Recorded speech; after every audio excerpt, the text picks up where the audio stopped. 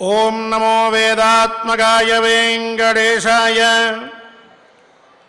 ఆకార రూప గుణయోగ వివర్జితోపి భక్తానుకంపన నిమిత్త గృహీతమూర్తి యస్సర్వకోపి కృతశేష శరీరశయ్యో దృగ్గోచరో భవతు మేద్య సదీన బంధు. దీనబంధువష్టకంలో ఆకార రూప గుణయోగ వివర్జితోపి, సర్వేశ్వరుడైన ఆ పరమాత్మకి ఒక ఆకారం కావాలా? సర్వత్రా వ్యాపించి ఉండేవాడు విష్ణువు అని తెలియజెప్పేటటువంటి నామాన్ని సార్థకం చేసుకున్న ఆ పరమాత్మకి ఒక రూపం కావాలా? సర్వగుణములు తనలో ఉంచుకున్నటువంటి వాడే మనందరినీ రక్షించడం కోసం కాక వేరొక విధంగా ఆయనలో ఆ గుణమున్నది, ఈ నెలలో ఈ గుణమున్నది అని కీర్తింపబడవలసి ఉన్నదా? కానీ ఈ ఆకారం కానీ లేక ఒక రూపం కానీ ఒక గుణం కానీ ఇవన్నీ కూడా స్వామివారిలో ఉన్నాయి అని అంటే భక్తానుకంపన నిమిత్త గృహీతమూర్తి, మనలందరినీ కూడా అనుగ్రహించడం కోసం, మన తాపములని పోగొట్టడం కోసం, మన పాపములని నిర్మూలించడం కోసం ఆయన ఒక ఆకారాన్ని పెట్టుకున్నాడు, ఒక రూపాన్ని ధరించాడు, ఒక గుణాన్ని పెట్టుకున్నాడు. ఆ ఆకారాన్ని చూసిన మరుక్షణమే ఈ జీవితానికి ఒక పరమార్థం ఏర్పడుతుంది. ఆ రూపాన్ని సందర్శించిన అనంతరం అజ్ఞానం అనేటువంటిదంతా కూడా పోతుంది. ఆ గుణ సంకీర్తనం చేస్తే సకల పాపములు నశించిపోతాయి.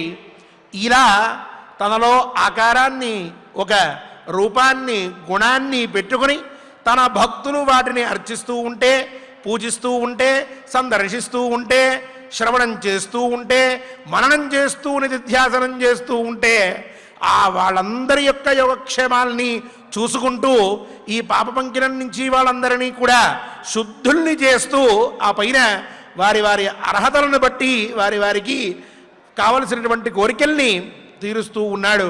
ఇదంతా మన కోసం స్వామివారు తీసుకున్నటువంటి ఈ ధర్మనిష్ఠే తప్ప మనల్ని రక్షించడం కోసం చేసే ప్రయత్నమే తప్ప ఆయనకి ఇవేమీ అవసరం లేదు.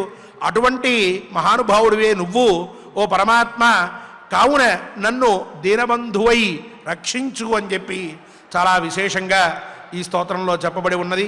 అటువంటి స్వామివారు శేషాద్రీశ్వరుడు మనందరినీ రక్షిస్తూ ప్రతినిత్యం మనతో ధర్మకార్యాల్ని చేయిస్తూ ఉన్నారు. పునఃపునః ఇటువంటి భాగ్యాన్ని కలగజేయమని స్వామివారిని ప్రార్థిస్తూ ఈనాటి పారాయణాన్ని ఆచార్యముఖంగా సత్సంకల్పంతో ఆరంభించుకుందాం. దేవదేవుని ఆశీస్సులను పొందుదాం. విఘ్నేశ్వర ధ్యానం. నమస్తే గణనాథాయ గణానాం పతగే నమః. భక్తి ప్రియాయ దేవేశ భక్తేభ్యః సుఖదాయక. శ్రీనివాస ధ్యానం అనంత వేద సంవేద్యం నిర్దోషం గుణసాగరం అతీంద్రియం నిత్యముక్తం శ్రీనివాసం భజే నిశం.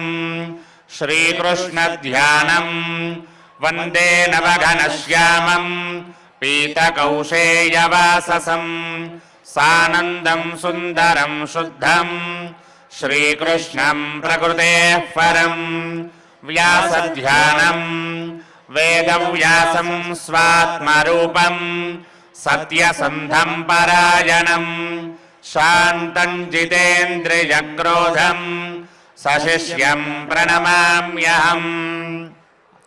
అథ సంకల్పః శ్రీమదాదివరాహక్షేత్రే విరాజమానస్య జగద్రక్షణార్థమవతీర్ణస్య శ్రీమదఖిలాండకోటి బ్రహ్మాండ నాయకస్య శ్రీవేంకటేశ్వర స్వామినః పరిపూర్ణానుగ్రహేణ సర్వేషాం భక్తజనానాం ఆదివ్యాధి నివృత్తి ద్వారా ఆయురారోగ్యైశ్వర్యాభివృద్ధ్యర్థం సర్వారిష్ట నివృత్తి ద్వారా సకల శ్రేయోభివృద్ధ్యర్థం ధర్మార్థకామమోక్షాఖ్య చతుర్విధ పురుషార్థ సిద్ధ్యర్థం సమస్త పాపక్షయార్థం శ్రీ పరమేశ్వర ప్రీత్యర్థం శ్రీమన్మహాభారతే వనపర్వణి యథాశక్తి పంచత్రింశాధ్యాయాంతర్గత శ్లోకపారాయణం ఆచార్యముఖేన కరిష్యామహే. శ్రీకృష్ణ పరబ్రహ్మణే నమః.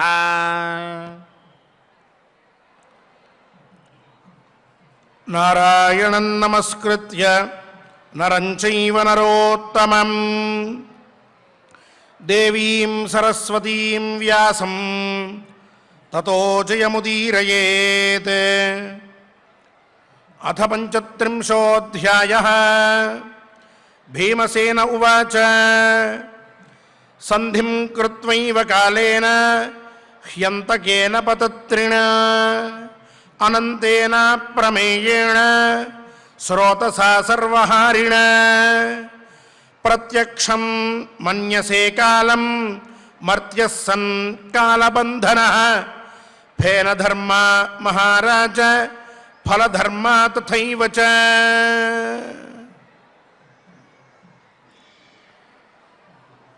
ద్రౌపది మాట, ఆ పైన ధర్మరాజు మాట, మళ్ళీ ద్రౌపది మాట, పైన ధర్మరాజు మాట, ఆ పైన భీమసేనుల వారి మాట, ధర్మరాజు మాట, ఇవన్నీ కూడా శ్రద్ధగా మనం ఇంతవరకు ఆలకించి ఉన్నాం. ఇక నువ్వు యుద్ధానికి సిద్ధమవ్వవలసిందే అంటూ చాలా సుదీర్ఘంగా భీమసేనుల వారు ధర్మరాజుతో మాట్లాడారు. అయినప్పటికీ ధర్మరాజు తను తీసుకున్న నిర్ణయానికి కట్టుబడే ఉంటాడు అనే విషయాన్ని మరొక్కమారు నిజం చేస్తూ, నేను ఎట్టి పరిస్థితుల్లోనూ ఇప్పుడు యుద్ధానికి సిద్ధుణ్ణి కాలేను అని చెప్పేశారు. చివరిగా మళ్ళీ భీమసేనుడు కొన్ని విషయాల్ని ధర్మరాజుతో మాట్లాడుతూ ఉన్నాడు. కొన్ని ముఖ్యమైన అంశాలని ధర్మరాజుకు తెలియపరుద్దాం అనే ఆతృతలో ఉన్నాడు. ఆ తరువాత మళ్ళీ ధర్మరాజు ఈ అధ్యాయం తర్వాత కొన్ని మాటలు చెప్తాడు. అదే సమయానికి వ్యాసుల వారు వస్తారు. మన కథ ఇంకొంచెం ముందరకి కదులుతూ ఉంటుంది. ఇక ఈనాటి అధ్యాయంలో మొట్టమొదటి శ్లోకాన్ని మనం వ్యాఖ్యానించుకునే ముందర నిన్న ఒక ముఖ్యమైన విషయం అనుకున్నాం. తదైవ చేత్ వీర కర్మాకరిష్యః యదాద్యూతే పరిఘంబర్యమృక్షః బాహూన్ దిధక్షన్ వారితః ఫాల్గుణేన కిం దుష్కృతం భీమ తదా భవిష్యత్ అనేటటువంటి శ్లోకాన్ని చెప్పుకుంటూ ఈరోజు ఒక విషయం గురించి మనం చెప్పుకుని పైకి వెళ్దాం అని అనుకున్నాం. ఇక్కడ ఈ శ్లోకానికి సాధారణంగా అర్థం చెప్పేటప్పుడు ఎన్నో గ్రంథాల్లో నువ్వు నా చేతులు తగలబెట్టాలని అనుకున్నప్పుడు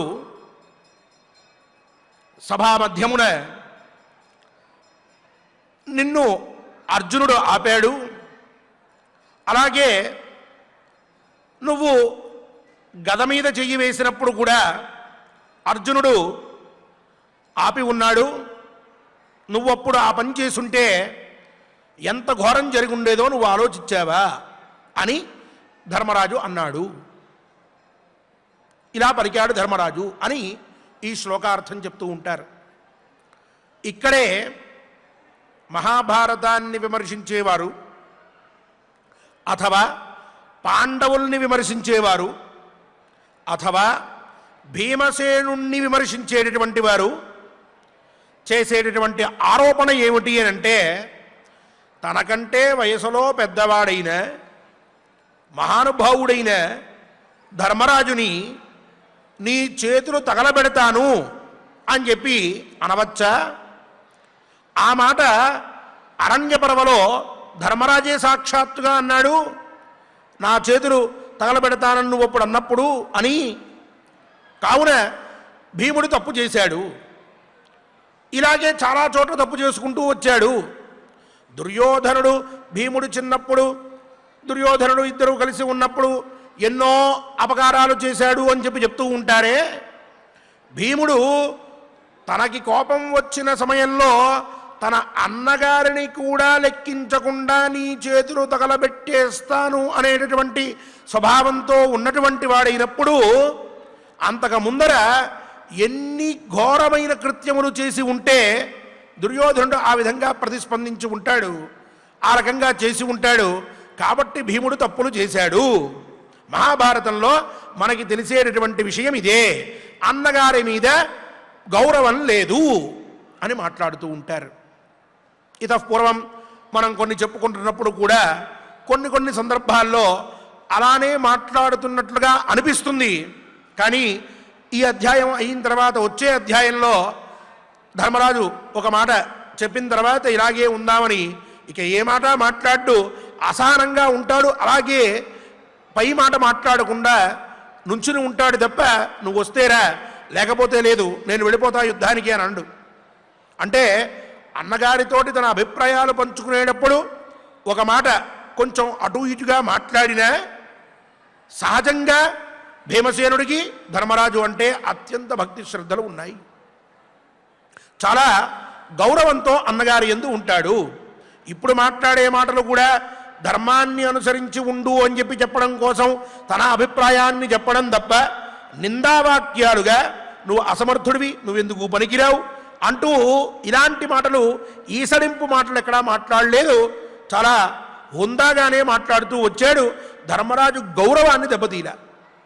కానీ భారతం మీద విమర్శ చేసేటువంటి వారు ఈ వాక్యాన్ని, మన అరణ్యపర్వలో ఉన్నటువంటి వాక్యాన్ని తీసుకుని భీమసేనుడు తప్పు చేశాడు, అవమానించాడు అని చెప్పి చెప్తూ ఉంటారు. దీన్ని ఒకసారి మనం పరిశీలించుకుని మళ్ళీ కథలోకి ప్రవృత్తులం అవుదాం. ఇక్కడ ద్రౌపదీదేవిని తీసుకొచ్చారు, జుట్టుపట్టి లాగారు, సభామధ్యమున నిలబెట్టారు.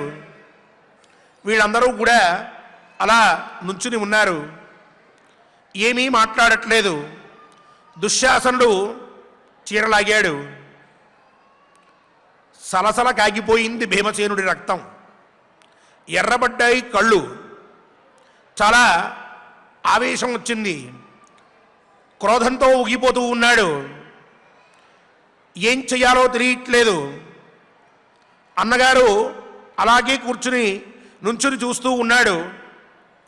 అర్జునుడు కూడా బాధపడుతూ ఉన్నాడు ధర్మరాజుతో పాటు. కానీ వాళ్ళిద్దరు ఏం చెయ్యట్లే, తను మాత్రం ఆగలేకపోయాడు. ద్రౌపదీదేవి ఏడుస్తూ ఉంటే అది చూసి భరించలేకపోయాడు. ఆ సమయంలో వెంటనే చాలా కోపంతో వృకోదర ప్రేక్ష్య యుధిష్ఠిరంచ చకార కోపం పరమార్థ రూప, చాలా కోపంతో ధర్మరాజుతో మాట్లాడాడు. ఏమనంటే, వాహనాని ధనంచైవ కవచాన్యాయుధాని చ రాజ్యమాత్మా వయం చైవ కైతవేన హృతాః పరైః నచ మే తత్ర కోపోభూత్ సర్వస్యేషో హినో భవాన్ ఇమం త్వతిక్రమం మన్యే ద్రౌపదీ యత్ర పణ్యతే ఏషా హ్యనర్హతీ బాల పాండవాన్ ప్రాప్య కౌరవైః త్వత్కృతే క్లిశ్యతే క్షుద్రైః నృశంసైరకృతాత్మభిః అస్యాః కృతే మన్యురయం త్వయి రాజన్నిపాత్యతే బాహూతే సంప్రదక్ష్యామి సహదేవాగ్నిమానయ. ఈ మొత్తం శ్లోకాల్లో ప్రధానమైనటువంటి విషయం బాహూతే సంప్రదక్ష్యామి సహదేవాగ్నిమానయ అనేటటువంటిది. ఇక్కడ అంటూ ఉన్నాడు మహానుభావ, అన్నయ్య, ధనాలు, వాహనాలు, ఆయుధాలు, కవచాలు, రాజ్యం, మేము అందరం కూడా నీ శత్రువులతో దొంగిలించబడ్డాం. సరే, నువ్వు వీటన్నిటికీ అధిపతి ఎవరు అనంటే ధర్మరాజు అనే చెప్తారు కాబట్టి, నీకే అధికారం ఉంది కాబట్టి వీటన్నిటి మీద పోతే పోయినాయి. దానికేం నేను భయపడట్లా, బాధపడట్లేదు. కాకపోతే ద్రౌపదీదేవిని పందెంలో పెట్టి ఆవిడ్ని కూడా ఓడిపోవడం అనేటువంటిది మాత్రం నేను తప్పుగా భావిస్తూ ఉన్నాను. చాలా బాధ పెడుతూ ఉన్నది ఈ సందర్భం నా మనస్సుని. పైగా పాండవ ధర్మపత్ని అయిన ఈ ద్రౌపదీదేవి ఈ దుష్టుల చేత ఇలా పీడింపబడుతూ ఉంటే చాలా క్లేశం కలుగుతూ ఉన్నది. ఈమెను బట్టి ఈ సందర్భంలో ద్రౌపది ఇలా కష్టపడుతూ ఉండడం వల్ల కలిగినటువంటి ఈ కోపం ఏదైతే ఉందో అది ఇప్పుడు నీ మీద పడేస్తున్నాను. ఈ కోపాన్నంతా నీ మీదే పడేస్తున్నాను. అయితే మహానుభావ, ఈ కోపంతో నేను నా భుజాల్ని రెండింటినీ కూడా ఇక్కడే తగలబెట్టుకుంటాను. సహదేవ, అగ్నిమానయ, సహదేవ బయలుదేరి వెళ్ళి నిప్పులు తీసుకురా, నా భుజాలు రెండింటినీ ఇక్కడ తగలబెట్టేసుకుంటా అని అన్నాడు.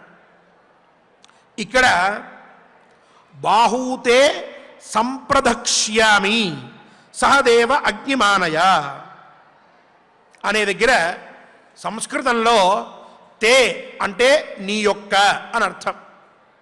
చాలామంది కొంత సంస్కృత పరిజ్ఞానంతో వ్యాఖ్యానాలు చూడక, మహానుభావులు పూర్వం ఎంతో కృషి చేసినటువంటి వారు మహాభారతాదుల మీద, వాళ్ళు రాసిన కామెంటరీస్ చదవకుండా తమకున్న మిడిమిడి జ్ఞానంతో విమర్శించేటువంటి వారందరూ కూడా తే నీ యొక్క బాహు రెండు భుజాల్ని కూడా సంప్రదక్ష్యామి తగలబెట్టేస్తాను అని చెప్పి భీమసేనుడు అన్నారు అని చెప్పి రాశారు పుస్తకాల్లో.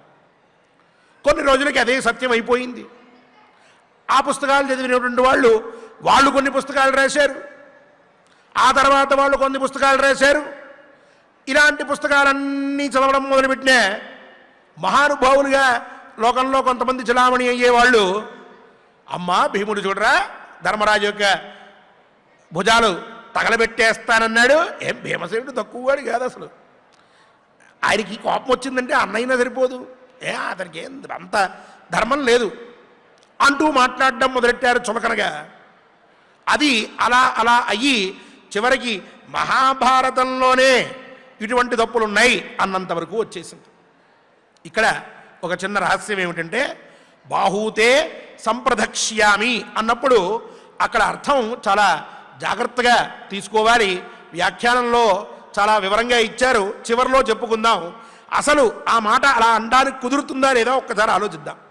ఒకటేమిటంటే, ద్రౌపదీదేవిని ధర్మరాజు అక్కడ పందెంలో పెట్టాడు, భీమసేనుడు అక్కడే ఉన్నాడు. పందెంలో పెట్టినప్పుడు కోపం వచ్చిందా? రాలా.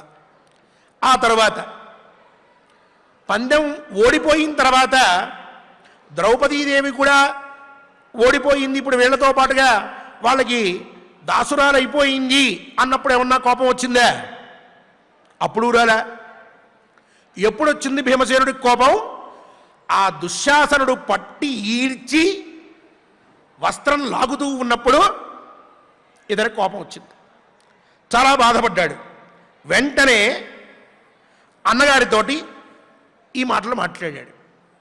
ఒకవేళ భీమసేనుడికి ఆ సందర్భంలో కోపం వస్తే అవతల అక్కడ వెర్రి వేషాలన్నీ వేస్తూ ఇష్టం వచ్చినట్లుగా ప్రవర్తిస్తూ ద్రౌపదీదేవిని పట్టి ఈడ్చిన తరువాత ఇప్పుడు నువ్వు నాకు దాసురాలవే అంటూ ఓ పక్క దుర్యోధనుడు తొడగొడుతూ ఉంటే, ఈ పక్కన దుశ్శాసనుడు చీర పట్టుకుని లాగుతూ ఉంటే అది చూడలేక బాహూతే సంప్రదక్ష్యామి సహదేవాగ్నిమానయ అని ఆవేశంతో భీమసేనుడు మాట్లాడుతూ ఉన్నాడు అని అంటే ఈ కోపం ధర్మరాజు మీద వచ్చిందా, దుశ్శాసనుడి మీద వచ్చిందా? ఎవరి మీద వస్తే ఈ మాటలు వస్తాయి? ఇటువంటి నీచుల చేత ఇప్పుడు కష్టపడుతోంది ద్రౌపదీదేవి అన్నాడు అంటే తాత్పర్యం అగో ఆ దుశ్శాసనుడు ముట్టేసుకున్నాడయ్యా, లాగేస్తున్నాడు వస్త్రాల్ని, జుట్టుబట్టి లాగేశాడు అని ఆ దుశ్శాసనుడి మీద వచ్చినటువంటి కోపంతో బాహూతే సంప్రదక్ష్యామి అన్నాడు. కాబట్టి నీ చేతులు తగలబెడతాను అని చెప్పి అక్కడ అనవలసిన అవసరం ఉండదు. అగో ఆ దుశ్శాసనుడు ఉన్నాడు, వాణ్ణి తగలబెట్టేస్తా అని చెప్పి అనాలి ఒకవేళ అంటే. సరే, ఇప్పుడు రెండవది ఇంకొక కారణం. ఈ భీమసేనుడు అంత మాట అన్నప్పుడు అక్కడ సహదేవుడితోటి సహదేవ అగ్నిమానయ అన్నాడు. ఇదే ఒకవేళ నీ చేతులు తగలబెట్టేస్తాను అని చెప్పే ధర్మరాజుతో అంటే పక్కనే సహదేవుడు ఉన్నాడుగా, వెళ్ళి నిప్పులు తీసుకురా అన్నాడుగా. సహదేవుడికి ధర్మరాజు అంటే గౌరవ ప్రపత్తులు ఉన్నాయి అనేది లోక విదితమైన మాట కదా. భీమసేనుడు అన్నని అంటూ ఉంటే, నీ చేతులు తగలబెడతాను అని అంటూ ఉంటే ఈ సహదేవుడు వెళ్ళి నిప్పులు తీసుకొస్తాడా? అలాంటి పని చేయగలడా? ఆ మాత్రం ఇంగిత జ్ఞానం భీమసేనుడికి లేదా? నువ్వు వెళ్ళి నిప్పులు తీసుకురా, అన్న చేతులు కాల్చేస్తాను అంటే వెళ్ళి నిప్పులు తెచ్చేవాడే. ఇంకెవరికో చెప్తాడు, లేక తనే వెళ్ళి నిప్పులు తెచ్చుకుంటాడేమో కానీ సహదేవుడికి చెప్పవలసినటువంటి అవసరం అక్కడ లేదు. కానీ సహదేవ అగ్నిమానయ అన్న వెంటనే ఆ భావన ఏం తెలియజేస్తోంది అంటే, నేను అగో ఆ మూర్ఖులైనటువంటి వాళ్ళందరూ కూడా ద్రౌపదీదేవిని ఇంత కష్టపెడుతూ ఉన్నారు. ఇలా కష్టపెడుతూ ఉంటే ఇక్కడ ఇది చూసి నేను ఓర్చుకోలేకపోతూ ఉన్నాను, పైగా నాకు చాలా కోపం వస్తోంది అని చెప్పి అనుకుని ఆ ఆవేశాన్ని తట్టుకోలేక ఒకసారి ద్రౌపదీదేవి వైపు చూశాడు, రెండవసారి ధర్మరాజు వైపు కూడా చూశాడు భీమసేనుడు. ఆ సమయంలో ద్రౌపదీదేవి దగ్గర నుంచి వచ్చి రక్షించు అన్న మాట కనిపించలా, అంగీకారం ఏం లేదు, వీళ్ళందరినీ నాశనం చేసేయి అన్నట్టుగా ఆవిడేమి స్పందించలా. ఇడు ధర్మరాజు వైపు చూస్తే ఈయన కూడా వెళ్ళి ఏదో అడ్డుకో అని చెప్పలా. ఇక్కడ వీళ్ళిద్దరూ కూడా ఆవిడ రక్షించమనట్లేదు, ఈయన అడ్డుకోమనట్లేదు. ఇక్కడేమో మనం అన్నగారిచ్చిన మాటకి మనం వ్యతిరేకంగా చేయలేకుండా ఉన్నాము అని చెప్పి నేనుండగా, ఇక్కడ ఇంతమంది మేమందరం కూడా ఉండగా వీరపత్ని అయినటువంటి ద్రౌపదీదేవికి ఇంత కష్టం నా కన్నుల ముందు కలిగింది, ఇంతకన్నా సరే ఇంతకన్నా వేరొక దౌర్భాగ్యం ఏమన్నా ఉంటుందా అని చెప్పి వెంటనే ఇగో ఇప్పుడు నాకు వచ్చిన కోపమంతా కూడా నీ మీద పడేస్తున్నానన్నయ్యా. అక్కడ ఆ మాట అన్నాడు చూడండి, నీ మీద పడేస్తున్నాను కోపం అంతా, ఏం చేయలేకపోతున్నాను అని చెప్పి అన్నగారితో అని ఆ పైన బాహూతే సంప్రదక్ష్యామి అన్నాడు. నేను చేతులు తగలబెట్టేసుకుంటాను అని అర్థం. మరి తే అంటే ఇందాక నీ యొక్క అన్నారు, నీ యొక్క బాహువులను కదా అర్థం అనంటే వ్యాఖ్యాకారులు ఇచ్చారు, తే పురహ నీ ముందర నా భుజాలని ఇప్పటికిప్పుడు తగలబెట్టేసుకుంటాను అన్నాడు. ఎందుకన్నాడు ఆ మాట అంటే ఇక్కడ ఇంకొక విశేషం కూడా ఉన్నది. మామూలుగా ధర్మరాజుది ధర్మబలం, అర్జునుడిది శస్త్రాస్త్ర బలం, భీమసేనుడిది బాహుబలం. వీళ్ళ ముగ్గురిది ఈ విధంగా ఉన్నది అని అందరికీ తెలిసిన విషయమే. మనందరం కూడా కథల్లో చూస్తూనే ఉన్నాం. ఇప్పుడేమో ధర్మరాజు ధర్మబలం చూస్తున్నాం, రేపటి నుంచి ఇంకొన్ని 4 రోజుల తర్వాత అర్జునుడి యొక్క శస్త్రాస్త్ర బలం చూస్తాం, ఆ పైన భీమసేనుడి భుజబలాన్ని కూడా మనం వింటాం. ఇది మహాభారతాన్ని మొత్తాన్ని కూడా ఈ చివరి నుంచి ఆ చివరి దాకా చూస్తే స్పష్టంగా తెలిసేది ధర్మరాజుకి ధర్మబలం ఉన్నది, అర్జునుడికి శస్త్రాస్త్ర బలం ఉన్నది, భీమసేనుడికి భుజబలం ఉన్నది అని అర్థం. ఇప్పుడు ఒకవేళ ధర్మరాజునే అనాల్సి వస్తే ఏమనాలి? నీ ధర్మం నాశనమైపోను, ఎందుకా ధర్మము, తీసుకెళ్ళి మంటల్లో పడేయి, నువ్వు ఆ ధర్మాన్ని వదిలిపెట్టేయి, ఒక్కసారి నాకు అవకాశం ఇవ్వు, వీళ్ళందరినీ 2 నిమిషాల్లో చుట్టొచ్చేస్తాను అంటూ మాట్లాడాలి. కానీ ధర్మబలం ఉన్నటువంటి వాడితోటి నీ భుజాలు నేను కాల్చేస్తాను అనడమేమిటి? అలా కుదురుతుందా ఎక్కడైనా? కావున ఇన్ని కారణాలని మనం ఒక్కసారి బాగా గ్రహించినట్లయితే ధర్మరాజు ఆ సమయంలో ఆ భీమసేనుడు మాట్లాడిన మాటలన్నీ కూడా విన్న తర్వాత అలాగే ఉంటూ ఉంటే వెంటనే అర్జునుడు మాట్లాడాడు.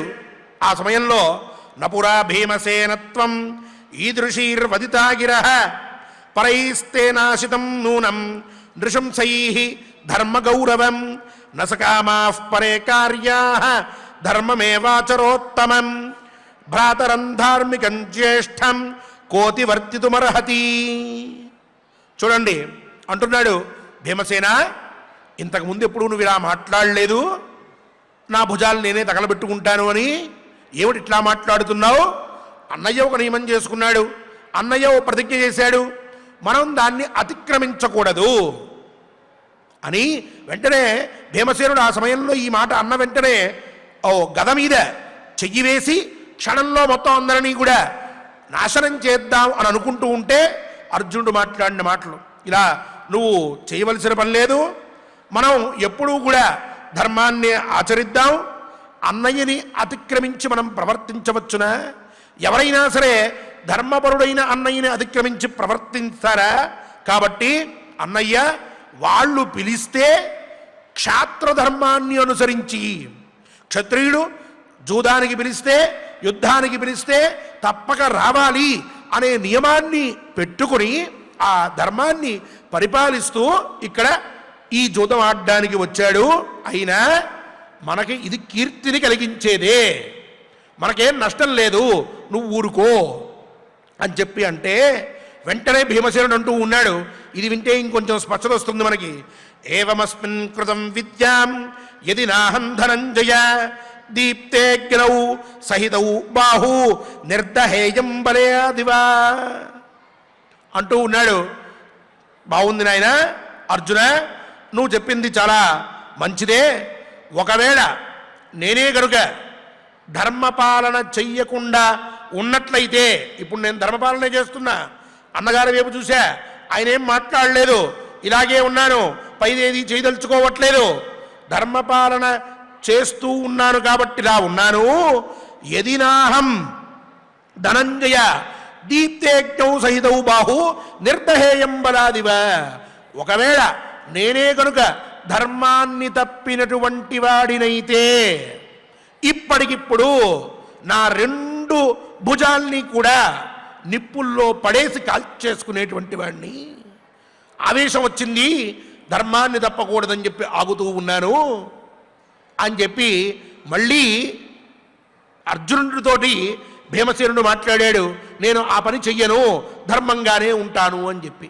దానికే వ్యాఖ్యానం ఏవం త్వదుక్త ప్రకారేణ అస్మిన్ ప్రస్తుతే విషయే కృతం కుశలం ధర్మపాలనాఖ్యం యది నవిద్యాం న జానీయాం తర్హి బాహూదహేయమేవ యతో జానామి అతః నదహామి ఇత్యర్థః అని చెప్పించారు.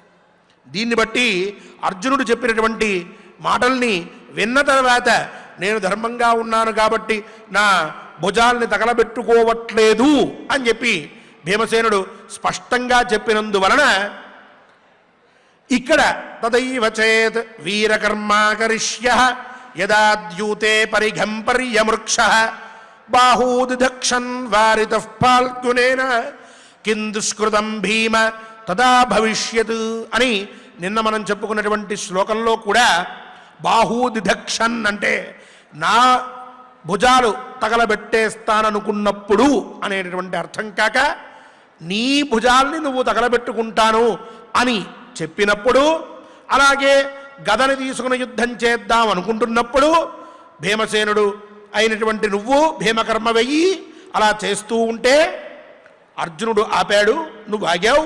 అదే ఒకవేళ నువ్వు నీ చేతులు తగలబెట్టేసుకున్న నీ భుజాల్ని, అలాగే నువ్వు ఆ గద తీసుకుని అందరి మీద యుద్ధానికి వెళ్ళినా ఎంత ఇబ్బంది జరిగేదో ఊహించావా? అలా ఎందుకు నువ్వు మాట్లాడుతున్నావు ఇప్పుడు యుద్ధం చేద్దామని? అలా కుదరదు అంటూ భీమసేనుడు చేసినటువంటి పనికి, మాట్లాడిన మాటకి మళ్ళీ ఇప్పుడు ధర్మరాజు పైన సమాధానాన్ని చెప్తూ ఆ రోజు నువ్వు ఇట్లా మాట్లాడావని చెప్పి గుర్తు చేస్తూ ఉన్నాడు. కాబట్టి భీమసేనుడు ధర్మరాజు యొక్క బాహువుల్ని తగలబెడతాను అని చెప్పి మహాభారతంలో ఎక్కడా కూడా మాట్లాడలేదు, అలాంటి ప్రస్తావనే లేదు. కావున భీమసేనుడు ధర్మాన్ని తప్పలేదు, మహాభారతంలో ఎక్కడా కూడా ధర్మ వ్యతిక్రమణం చెయ్యలేదు అనేటటువంటి విషయం మనకి సుస్పష్టమవుతూ ఉన్నది. దీని ద్వారా మహాభారతానికి ఎవరెవరో ఏవేవో కొన్ని లోటుపాట్లని కల్పిద్దాం అని చెప్పి అనుకుంటే అది వృథా ప్రయత్నం అవుతుంది.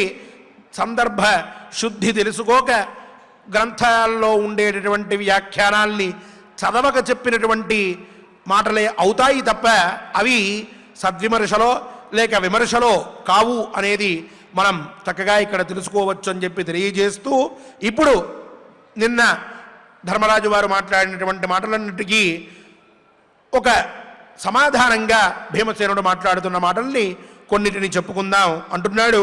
సంధిం కృత్వైవ కాలేన హ్యంతగేన పదత్రిణ. మహానుభావ, నీటిలో ఉండేటటువంటి నురగలాగా లేక చెట్టున ఉన్నటువంటి పండులాగా నీవు కూడా మరణం అనేటటువంటి ఒక ధర్మం కలిగిన మనుష్యుడివి. నువ్వేమంటున్నావు? నేను ధర్మం తప్పను, 12 సంవత్సరములు అరణ్యవాసం చేసి తీరవలసినదే, ఇది ఏ యుక్తము అని అంటున్నావు. కానీ ఒక్కడి గుర్తుపెట్టుకో, చెట్టుకి పండు కాస్తే అది 3 రోజులో 2 రోజులో 1 రోజో ఉంటుంది. ఆ పైన అలాగే కృషించి కింద పడిపోతుంది. నీళ్ళల్లో నొరగ వస్తే చూడ్డానికి ఒక 4-5 క్షణాలు కనిపిస్తుందేమో, ఆ పైన అది కూడా బద్దలైపోతుంది.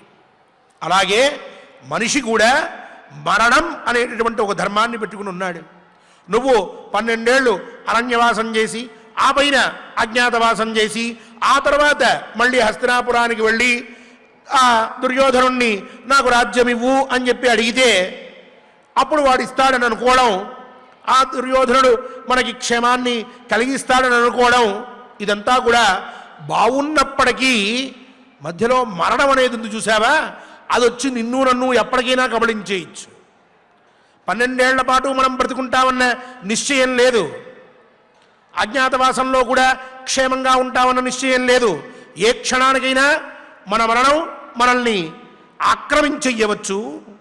పైగా ప్రత్యక్షం మన్యసే కాలం, ఈ కాలం అనేటటువంటిది సమస్తాన్ని కూడా అంతం చేసేస్తూ ఉంటుంది. ఏదో శాశ్వతంగా ఉంది, స్థిరంగా ఉంది, మనదే రాజ్యం, మనకే అన్నీ కుదురుతాయి, మనం ఏం చేసినా చెల్లుతుంది, ఇవన్నీ కాలం బాగున్నప్పుడు మాట్లాడే మాటలు. ఒక్కసారి తలకిందులైతే అప్పుడు కాల మహిమంటే ఏమిటో తెలుస్తుంది, కాలధర్మం అంటే ఏమిటో తెలుస్తుంది, కాల బలం అంటే ఏమిటో తెలుస్తుంది. ఇది ఈ కాలం సమస్తాన్ని నాశనం చేసేస్తుంది, అందరినీ సంహరించేస్తుంది. తమ్ముడు లేడు, అన్న లేడు, కొడుకు లేడు, ఇంకో తండ్రి లేడు, దానికి ఎవ్వరి యందు కూడా ఉపేక్ష అనేటువంటిది లేదు. ఆ సమయానికి ఎవరిని ఏం చెయ్యాలో అది చేసేస్తూ ఉంటుంది. ఒక బిచ్చగాడిని కోట్లాధికారిని చేస్తుంది, కోట్లకి అధిపతి అయినటువంటి వాడిని బిచ్చగాడిని చేస్తుంది. ఒక అసమర్థుణ్ణి సమర్థుడిగా చిత్రీకరిస్తుంది, అత్యంత సమర్థుణ్ణి అసమర్థుడిగా చిత్రీకరిస్తుంది. క్షణకాలం, ఒక్క రాత్రి గడిచిందంటే ప్రపంచం అతలాకుతలమైపోతూ ఉంటుంది, లేక దాని స్వభావాన్ని మార్చేసుకుంటుంది, దాని యొక్క ప్రవృత్తిని కూడా మార్చేసుకుంటూ ఉంటుంది. కాల మహిమ అదంతా కూడా. ఈనాడు మనం బ్రతుకున్నాం, రేపొద్దున ఇదే అరణ్యంలో మనం ఇక్కడ ఉంటామా, బ్రతుకుతామా, నిశ్చయం లేదు. నువ్వేం చేస్తున్నావు? ఇటువంటి కాలం 12 సంవత్సరముల పాటు అలాగే ఉంటుంది. ఆ పైన అజ్ఞాతవాస సంవత్సరం కూడా అలాగే ఉంటుంది. ఆ తరువాత నువ్వు దుర్యోధనుడి దగ్గరికి వెళ్ళి నీ రాజ్యాన్ని గురించి అడిగి మళ్ళీ సంపాదించుకునేంత వరకు కూడా కాలం ఇలాగే ఉంటుంది అని భ్రమిస్తున్నావు. అలా ఉండదు. అది ఎప్పటికైనా మనల్ని అందరినీ కూడా తీసుకుని పోయేటువంటిదే.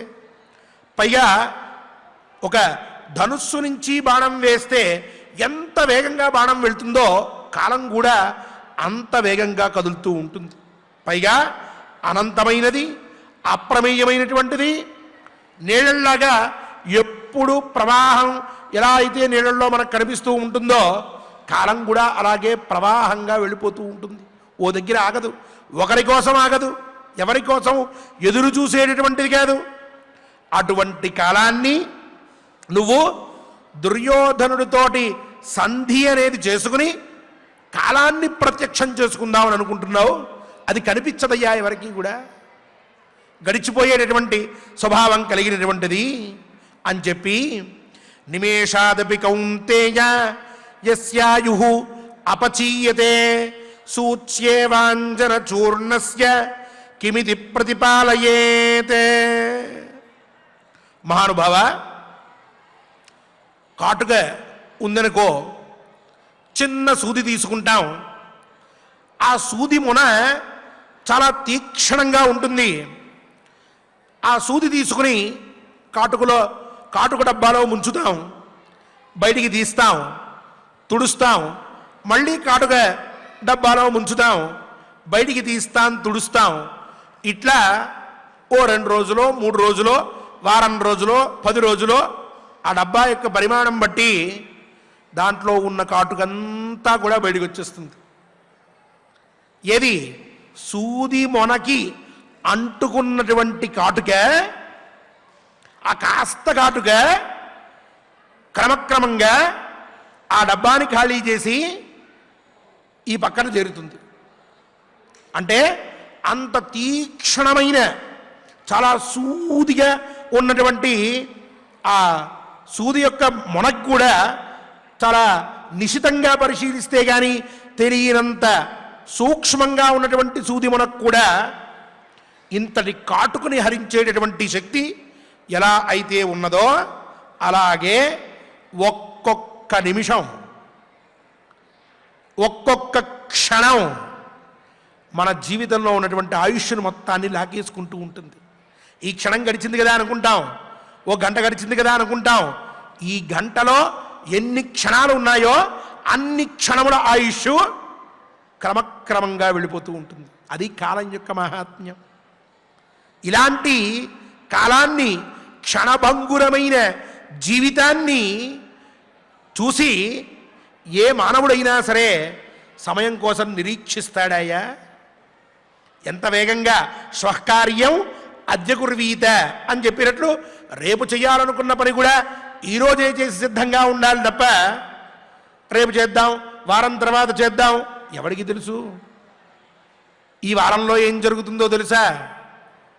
కరోనా వస్తుందని ఎవరన్నా గమనించామా? ఊహించామా? 4 రోజుల్లో మొత్తం అంతా మూతపడిపోయింది. అలా కాలం మనకి ప్రత్యక్షంగా పాఠాన్ని నేర్పిస్తోంది. భీమసేనుడు కూడా అంటున్నాడు, ఇలాంటి కాలాన్ని నమ్ముకుని ఎప్పుడో సంధి చేసుకుందాం, ఆ సంధి తర్వాత మనం రాజ్యాన్ని పొందుదాం, అంతవరకు నిరీక్షించకూడదయ్యా. ఎవడు బ్రతుకుతాడో ఎవడు బ్రతకడో ఎవరికీ తెలియదు అని చెప్పి యో నూనం అమితాయుస్యాత్ అథవాపి ప్రమాణవిత్ సకాలం వై ప్రతీక్షేత సర్వప్రత్యక్షదర్శివాన్. మహానుభావ, ఆయువుకి ఒక పరిమితి లేనటువంటి వాడు, అంటే చిరంజీవులు అని చెప్పి మహానుభావులు ఉన్నారు. అలాంటి సప్త చిరంజీవుల్లాగా నాకు మరణం లేదు అని చెప్పి అనుకున్నటువంటి వాడు కానీ, లేక అథవాపి ప్రమాణవిత్, నేను ఇన్ని సంవత్సరాలు బ్రతుకుతాను, ఇగో 83 సంవత్సరాల 236 రోజుల 16 గంటల 12 నిమిషాల తర్వాత 13వ నిమిషం ఆరంభం అవుతూ ఉంటే నాకు మరణం సంప్రాప్తిస్తుంది అని ఎవరికైనా తెలుసనుకో, అటువంటి వాడు కూడా చక్కగా కాలం కోసం నిరీక్షించి ఆ తరువాత ఇగో ఇప్పుడు చూద్దాం, ఇప్పుడు చేద్దాం అని చెప్పి నిశ్చయించుకోవచ్చు. మనమా చిరంజీవులం కాదు, మనం ఎప్పుడు పోతామో మనకే తెలియదు. అలాంటి పరిస్థితుల్లో ఉన్నప్పుడు 12 ఏళ్ళు అరణ్యవాసం అంటావేమిటి? ఇదేమన్నా జరిగే పనేనా? కావున ఆయుష్ ఉన్నంత వరకు సాధ్యమైనంత త్వరగా మనం మన పనులన్నీ చేసుకోవాలి.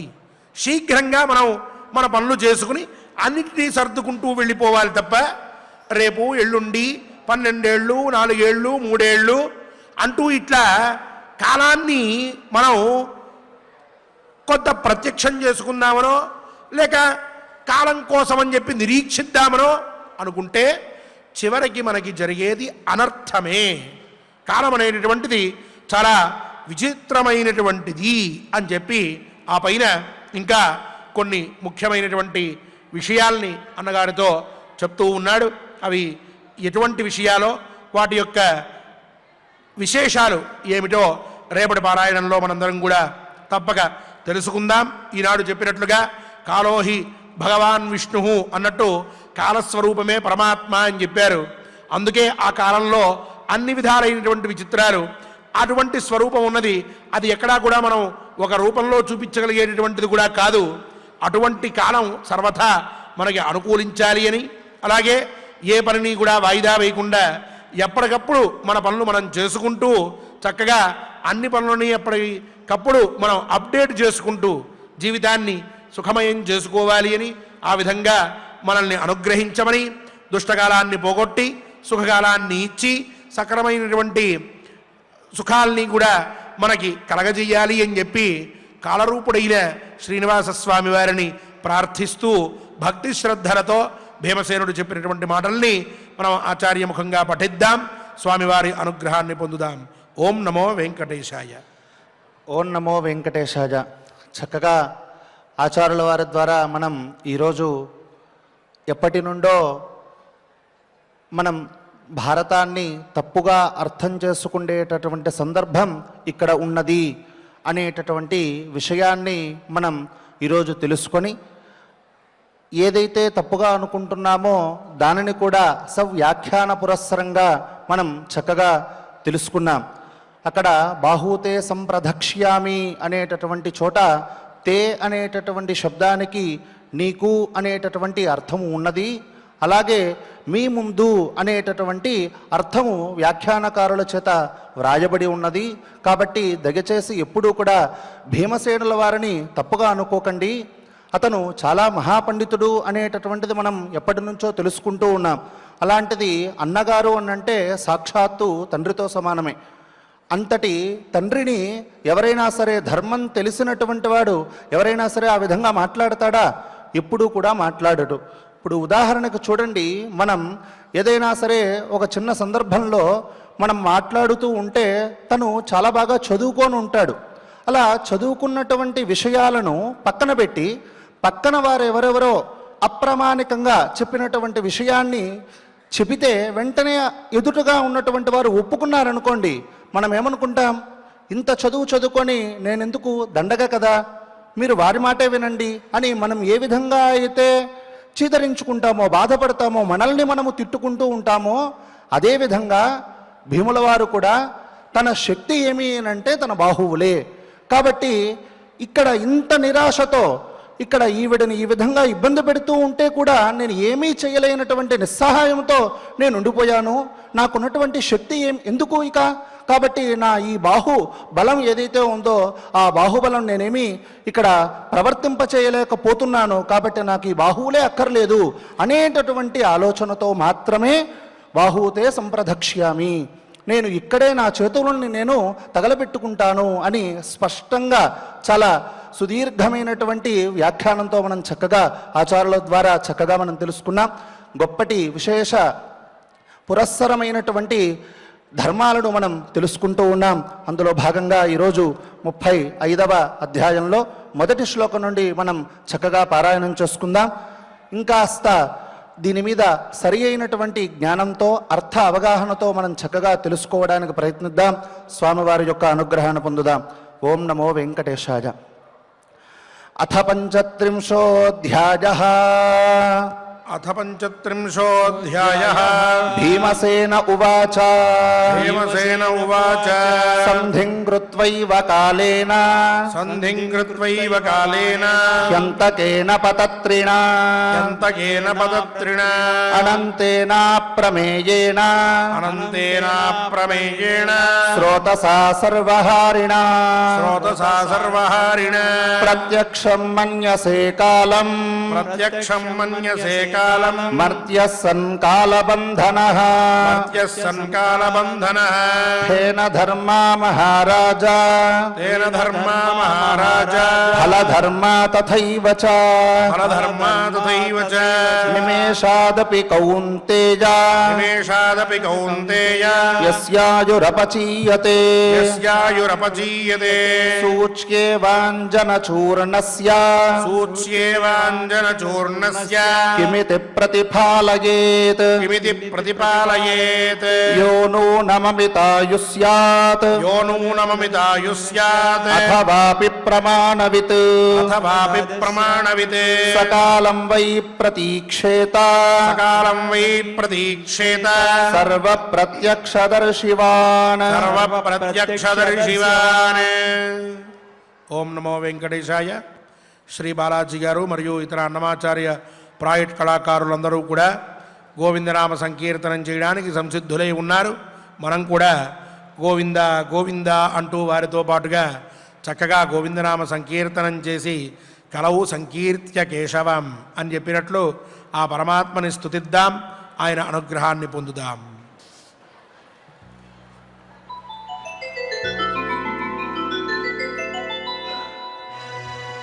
వెంకటరమణ గోవింద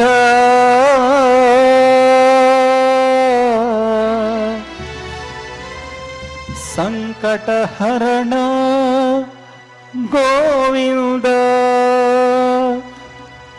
శ్రీ శ్రీనివాస గోవింద శ్రీ వెంకటేశ గోవింద భక్తవత్సల గోవింద భాగవత ప్రియ గోవింద నిత్య నిర్మల గోవింద నీలమేఘ శ్యామ గోవింద పురాణ పురుష గోవింద పుండరీకాక్ష గోవింద నందనందన గోవింద నవనీత చోర గోవింద పశుపాలక శ్రీ గోవింద పాప విమోచన గోవింద దుష్ట సంహార గోవింద దురిత నివారణ గోవింద శిష్ట పరిపాలక గోవింద కష్ట నివారణ గోవింద గోవింద హరి గోవింద గోకుల నందన గోవింద గోవింద హరి గోవింద గోకుల నందన గోవింద.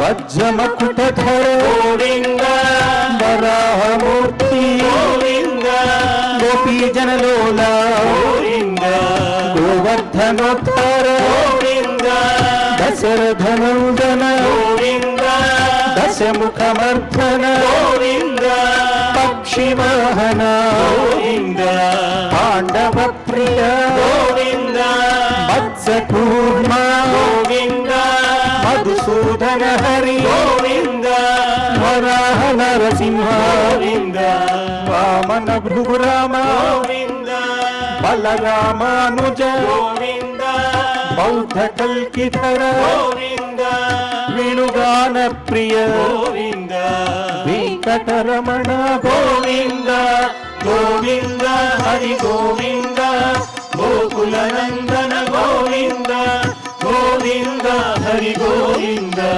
గోకుల నందన గోవింద.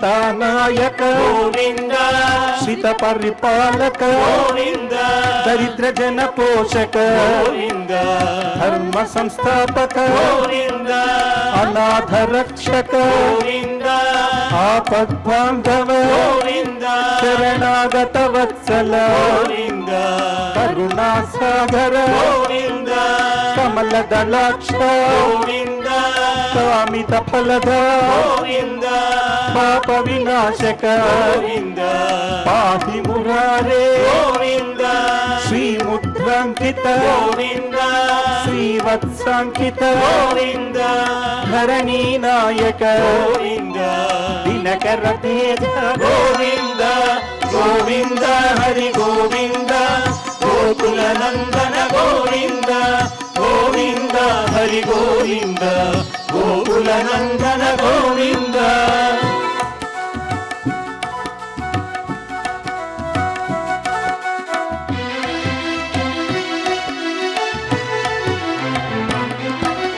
పద్మావతి ప్రియ గోవింద ప్రసన్నమూర్తి గోవింద అభయహస్త గోవింద అక్షయ వరద గోవింద శంఖ చక్రధర గోవింద శాంగ గదాధర గోవింద విరజాతీరస్థ గోవింద విరోధి మర్దన గోవింద సాలగ్రామధర గోవింద సహస్రనామ గోవింద లక్ష్మీ వల్లభ గోవింద లక్ష్మణాగ్రజ గోవింద కస్తూరి కిలక గోవింద కాంచనాంబరధర గోవింద గరుడ వాహన గోవింద గజరాజ రక్షక గోవింద గోవింద హరి గోవింద గోకుల నందన గోవింద గోవింద హరి గోవింద గోకుల నందన గోవింద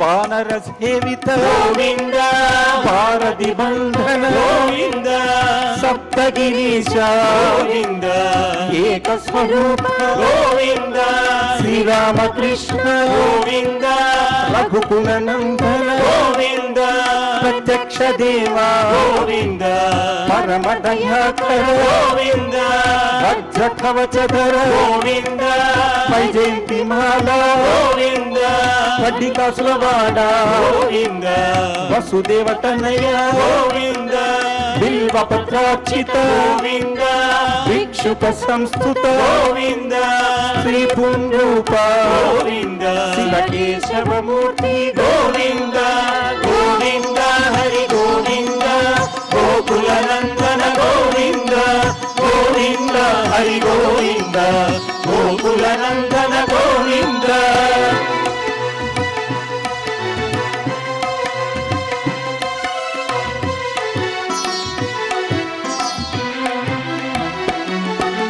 బ్రహ్మాండ రూప గోవింద భక్త రక్షణ గోవింద నిత్య కళ్యాణ గోవింద వీర జనాభ గోవింద అతి రామ ప్రియ గోవింద హరి సర్వోత్తమ గోవింద జనార్దన మూర్తి గోవింద జగసాక్షి రూప గోవింద అభిషేక ప్రియ గోవింద ఆపన్ నివారణ గోవింద రత్న కిరీట గోవింద రామానుజనుత గోవింద స్వయం ప్రకాశ గోవింద ఆశ్రిత పక్ష గోవింద నిత్య శుభప్రద గోవింద నిఖిల లోకేశ గోవింద గోవింద హరి గోవింద గోకుల నందన గోవింద గోవింద హరి గోవింద గోకుల నందన గోవింద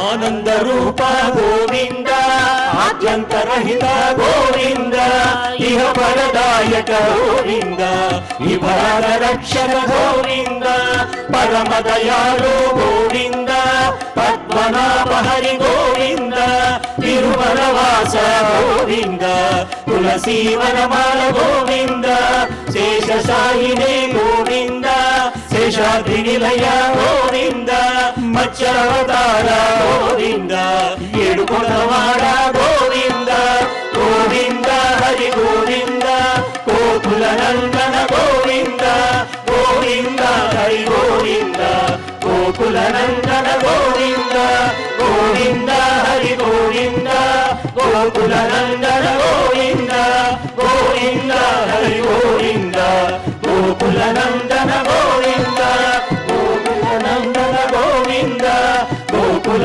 నందన గోవింద ఏడుకొండలవాడ గోవింద గోవింద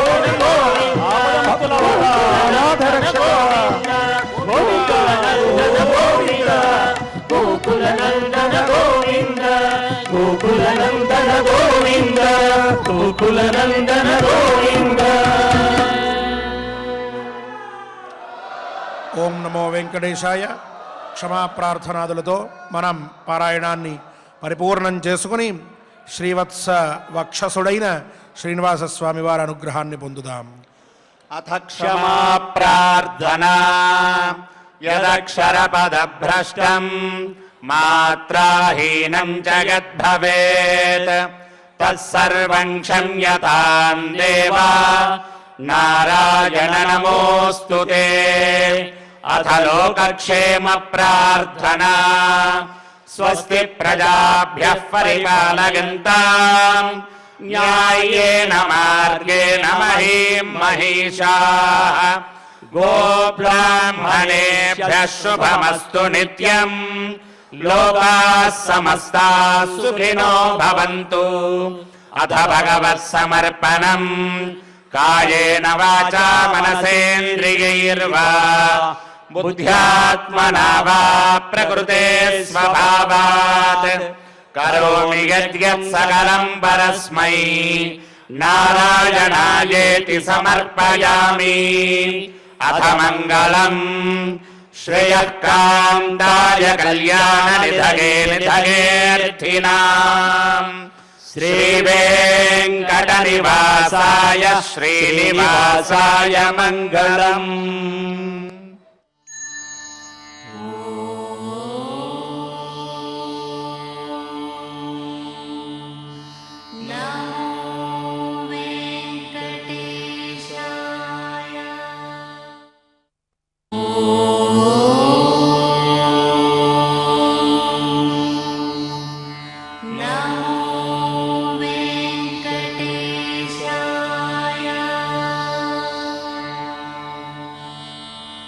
Oh